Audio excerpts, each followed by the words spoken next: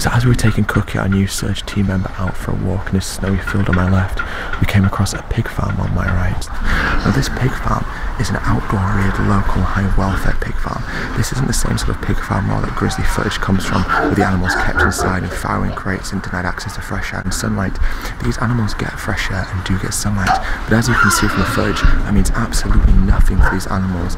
They are still suffering, they're still enslaved, they still live in fear, they still have pain inflicted upon them. It was so cruel that as we were walking our dog, we came across these animals, because pigs, like dogs, are incredibly intelligent. In fact, they're considered to be more intelligent than dogs. They feel pain, they suffer, and they have an inherent preference to live their life just as much as the animals that we love in our homes do. So as you can see on some of the pens, there are chains and balls which are there for enrichment, to provide stimulation for the pigs. But these animals are so intelligent, and these chains and balls are not going to stop them from being incredibly bored and going insane. You can see the footage of the pigs chewing each of his tails, and indeed chewing the bars. This is because they're bored, they're going insane, they want to be free, but they can't be. The fate of these animals has been sealed by the consumer who demands animal products by going to a supermarket and buying animal products. Now if you look these pigs in the eyes, you can see that they are not happy, they are not free, they are suffering, and we cannot fool ourselves into thinking that local high welfare farms mean that the animals in these farms are treated with respect and compassion, because it is not true. These animals still suffer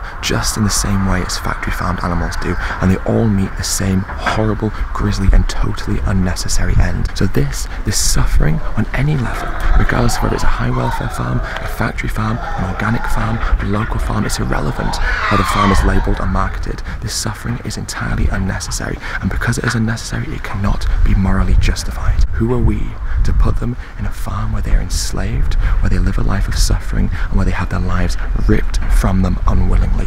Who are we as individuals to do these things to living sentient beings who just want to live their life just as much as we do, or just as much as the dogs and cats and animals that we love in our homes? These animals deserve to not be eaten. They deserve to not be raised in any farm. So please, stop eating animals, stop eating animal products, stop sentencing these animals, just like the pigs over my right shoulder here, to a life of suffering and unnecessary death. It is so easy to live vegan, and because it's possible and easy to live vegan, it means that we have a moral imperative to do so. So please, just live vegan and leave these animals alone.